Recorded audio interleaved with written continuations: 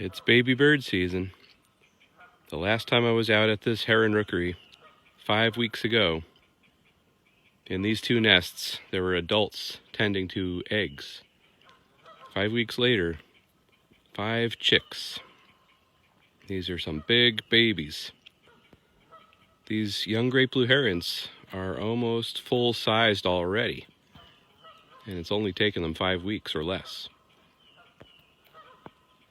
There's a lot going on in the swamp today, including some noisy neighbors, Canada geese, doing what Canada geese do, keeping predators away from their babies.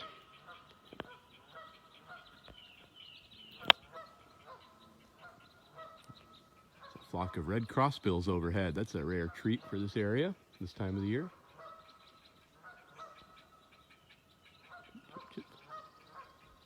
But back to the herons.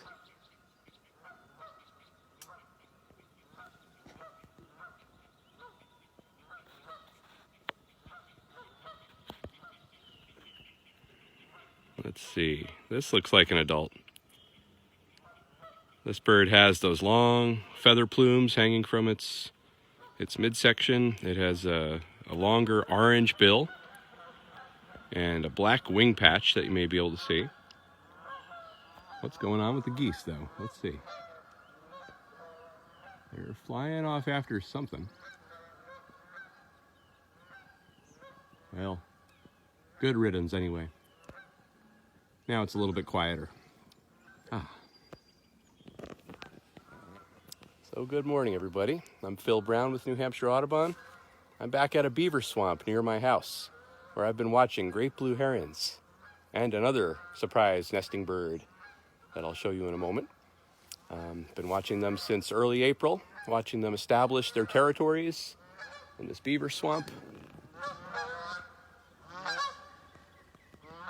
3 Canada geese, 3 adults, never a good sign.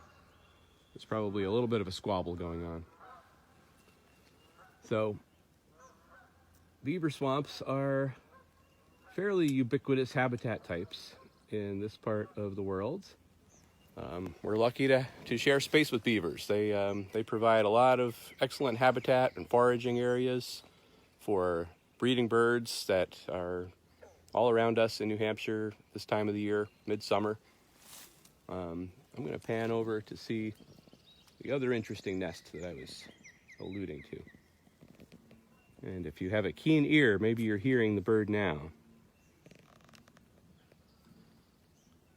There's just one sitting on the nest.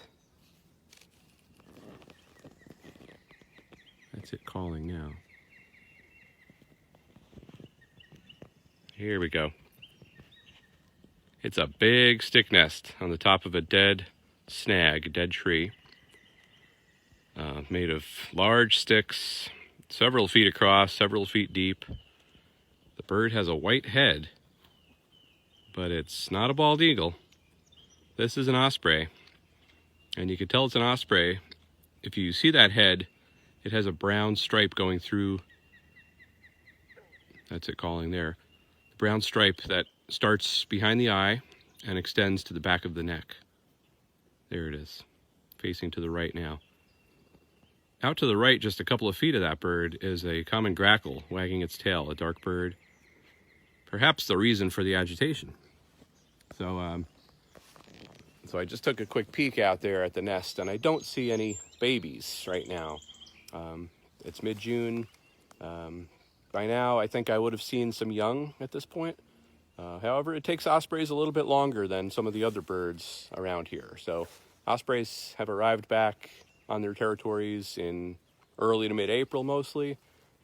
These ones were a little bit late getting going, so I'm optimistic maybe they just have some really tiny babies in there that I can't see yet. I'll have to take another look in July. July is really the month when you'll see big osprey babies at their nests. And amazingly, just by September, most of the ospreys have fledged and are on their way south to their wintering grounds. So it all happens very fast. With the great blue herons, this period of time is similar. However, I think the herons are are just about ready to go. At least some of them are. So let's get back to the herons. They're closer anyhow. This one's in really nice light, so let me see if I can find it here through my scope. There it is.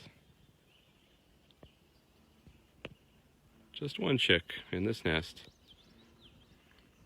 sitting upright right next to that dead snag. It's in a big nest. It certainly has room for others, but this is the one lucky one, I guess. And parents are generally leaving them alone right now for longer stretches of time. They're out foraging. They certainly have some hungry mouths to feed, but right now it looks like these young herons are not begging. They're not actively calling. They seem to be doing just fine. It's early in the morning. Perhaps they already got one feeding. I'm going to pan over to the left here, where there's yet another nest, and right here. 2 in this nest. So it looks like there are a total of 5 active nests in this particular rookery that I've been watching for several years. Even though this beaver swamp has been here a while, it looks like this is the height of the amount of nests there have been over the years that I've been watching anyway. So for some reason, maybe there's a little bit more habitat now. The tree branching structure is just right. But typically beaver swamps go through cycles, and the dead trees that provide this good branching structure for the heron nests end up falling apart. They lose their branches one by one. Beaver swamps come and go. Heron rookeries come and go. This particular one seems to be on the rise, but it doesn't. It's not because there's more dead trees being created, not necessarily. Let's get over to this. Here's another one. There's that adult sitting by itself. Go a little further off in this direction. There we go. Here's where we started. The 3 and the 2. Looks like 2 on top. Maybe one's crouched down. And they're just kind of doing what babies do. Just enjoying the view, hopefully. They're up there. They're up about 30 or 40 feet in these dead pine trees mostly. And there's not a whole lot else to do. So hopefully they get along with their siblings. But there are reasons why there would be 1 in one nest and 3 in the other. And these birds, like all baby birds, face a lot of predators and danger. So ground predators climb these trees. That's part of the reason the herons choose the middle of the swamp. They try to keep away from animals that are deterred by water. However, we know that raccoons and even black bears will swim out and climb these nests, climb the trees and raid the nests.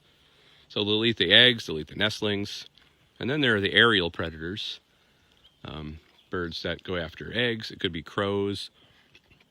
I think in this particular setting, common grackles would be a threat. They have to be sneaky, but they manage. So right now, though, it looks like the parents are doing a good job raising these and getting a little bit of luck on their side. These birds are close to fledging. Probably by the end of the month, maybe early July, they might be out. Oh, here comes a feeding. Calling, coming in. Let's see. Where are you? You might see some regurgitation going on. Oh, wow. 4 babies in this nest. The adults standing tall above them. Young are begging for food. And wait for it, I suspect we will have some regurgitation. That's the act of vomiting the food into the young's mouth. That's what the adult is doing in this pose right now. There it is. The young go after the adults. They put their bill right around the bill of the adult and almost force a feeding. It looks violent, but that's the way they do it. we're not seeing the actual act, thankfully, maybe.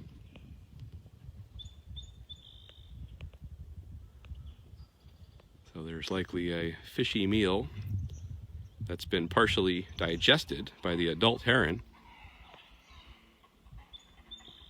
and the young are squabbling over it.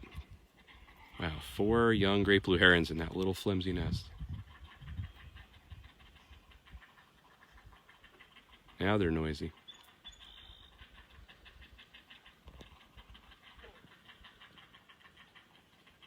So now you can compare the head on the right. There, it just flew off. The adult had the brighter orange bill, darker black on the head. So that was the feeding. A few different regurgitations. And let's see if we can see that nest. Here it is. It's a little far off. So I'm about 400 or 500 feet away from this nest. So I'm giving lots of space so the adults can come in and have ample feedings. We'll take one more look for something different. That was pretty cool though. So you can find beaver swamps near you. They are fairly common throughout the state. Many of New Hampshire Audubon's wildlife sanctuaries contain beaver swamps. There's that nice chirping call of the osprey. It doesn't sound like an osprey should if you see an osprey. It sounds like a little bit more of a songbird sound. So yeah, good places to find great blue herons and ospreys and other swamp creatures, swamp birds, and associated dwellers would be New Hampshire Audubon sanctuaries throughout the state. Good place to go is our website, www.nhaudubon.org. Check out our locations and go to sanctuaries. So let's end with a little peek at these guys again, right where we started. And it's been fun sharing this heron and osprey rookery experience with you. So continue to enjoy bird nesting season, and I'll be back with more.